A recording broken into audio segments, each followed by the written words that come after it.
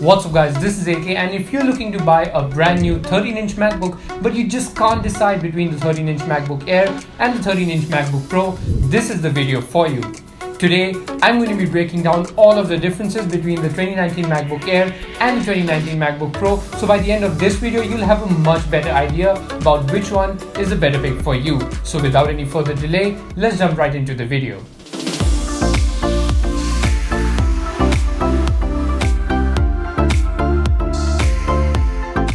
Let's start by the most obvious difference on the outside.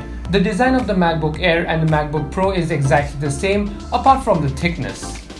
They both have an aluminum frame which looks and feels great, and an Apple logo that doesn't light up anymore. I mean, that was a nice touch. The MacBook Air is thicker at the back and slimmer at the front. The MacBook Pro, however, is equally thick all around the laptop, which is the design I personally prefer. The vent on the back of the MacBook Pro is larger than the vent on the back of the MacBook Air, and that leads to more efficient cooling and better performance. The trackpad too is larger on the MacBook Pro than on the MacBook Air. The MacBook Air does have a slight advantage over the MacBook Pro in terms of weight, because the MacBook Pro weighs 1.35 kilograms whereas the MacBook Air just weighs 1.27 kilograms. If you're looking for a laptop that is ultra light and thin and very easy to carry around, go with the MacBook Air. Now, don't get me wrong, I'm not saying that the MacBook Pro is heavy to carry around. All I'm saying is that the MacBook Air is really easy to carry around. So if you want to travel light, the MacBook Air is your best bet. You have two Thunderbolt 3 USB-C ports on the left side, although you can choose to have 4 on the Pro. Also, you have a headphone jack on the right side of the laptop. Thank goodness they didn't decimate the headphone jack like they did with the iPhone. Apple could have thrown an SD card reader in there, especially on the MacBook Pro. After all, it's built for pros, but I don't know why they didn't. The MacBook Air comes in 3 colors: silver, space gray, and gold, whereas the MacBook Pro only comes in silver and space gray. The keyboard too is different on both the laptops. The function keys on the MacBook Air have been replaced by the touch bar on the MacBook Pro. To some people, the touch bar isn't really useful and they prefer the function keys, but I've found the touch bar to be pretty useful. I can easily take screenshots or record the screen or open up images as layers in Photoshop with a single tap. It does add a little bit of convenience. Although you don't get the entire touch bar on the MacBook Air, you do get Touch ID, which makes it quicker to unlock your MacBook or to make transactions. The keyboard has a butterfly mechanism, and although it has caused a lot of problems in the past, this version of the butterfly keyboard hasn't really caused me any problems so far. It doesn't have as much travel as the new 16-inch MacBook Pro's keyboard, but it's still decent. I've not experienced any repeated keys or the touch bar freezing, so I would say this version of the butterfly mechanism is kind of reliable, although I still prefer the scissor mechanism. The display on the two laptops does differ slightly. The MacBook Pro does have a slight advantage here because it has a wider color gamut than the MacBook Air. This just means that the colors on the MacBook Pro are more accurate. So if you're planning to work with a lot of photos and videos and color grading, then I think the MacBook Pro is the one you should go with. They both have a 13.3-inch Retina display with True Tone technology, but you do get a 16-inch option on the MacBook Pro. Also, the MacBook Pro does get 100 nits brighter than the MacBook Air. They both have the exact same resolution of 2560 by 1600 pixels, and I love the display on both these laptops. They get plenty bright for me, and I don't even need to max out the brightness. The camera on the MacBook Pro and the MacBook Air is exactly the same.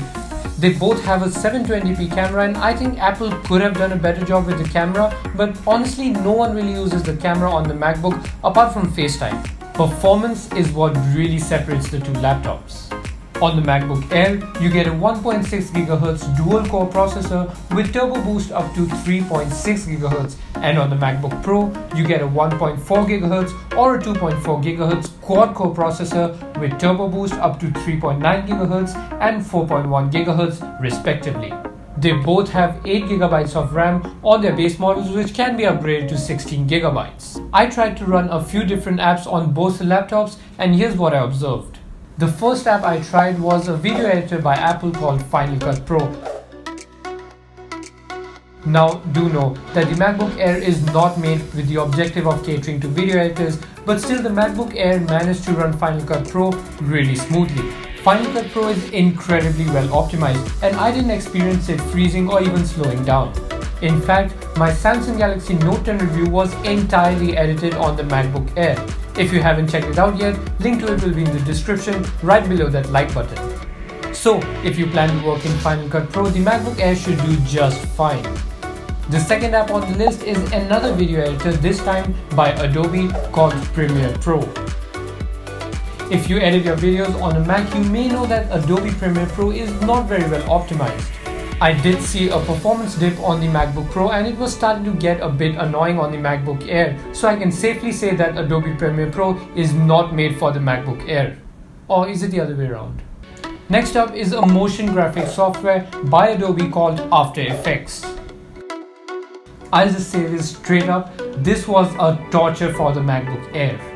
I tried editing a 4K motion graphics template inside of After Effects and the MacBook Air literally froze.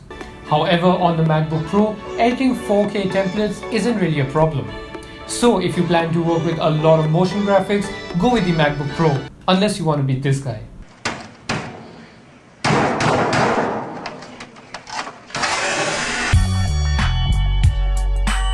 Next up, if we talk about typing out documents in the Notes app or in Microsoft Word, the MacBook Air has absolutely no problem handling that kind of task. In fact, it is designed for these kind of jobs. So if you're a journalist or someone who does a lot of writing or typing work, or you make a lot of presentations, then the MacBook Air will do just fine. If you talk about games such as Fortnite or Call of Duty, then I would say not even the base model 13-inch MacBook Pro is made for that. However, I'm pretty sure you can game on the 16-inch MacBook Pro because it does have an 8-core processor and an AMD Radeon Pro graphics card. So if you want to game on the MacBook for I don't know whatever reason, then go with the 16-inch MacBook Pro. If you're a photographer and you work in apps like Photoshop or Lightroom, then the MacBook Air can do the job for you once again. I did edit a few photos on the MacBook Air and the MacBook Pro, and I was quite surprised by how well the MacBook Air handled Photoshop. I personally enjoy doing photography and photo editing, and I tried doing some masking and color grading inside of Photoshop, and the MacBook Air handled it pretty well. So, who exactly should buy the MacBook Air? Well, I would say people who work with a lot of Word documents or PowerPoint presentation or do some light touching up of photos in Photoshop can go with the MacBook Air, and people who work with a lot of motion graphics and video editing should go with the MacBook Pro. For gamers, buy the 16-inch MacBook Pro, or even better, go with a dedicated gaming laptop. That is it for today's video, guys. Hopefully you have a better idea about which is the MacBook for you. Drop a like on this video if you enjoyed it, subscribe to the channel if you haven't already, and make sure to check out my other videos. Follow me on Twitter and Instagram, and I'll see you guys on the next one. Next up is a motion graphics software. Next up is a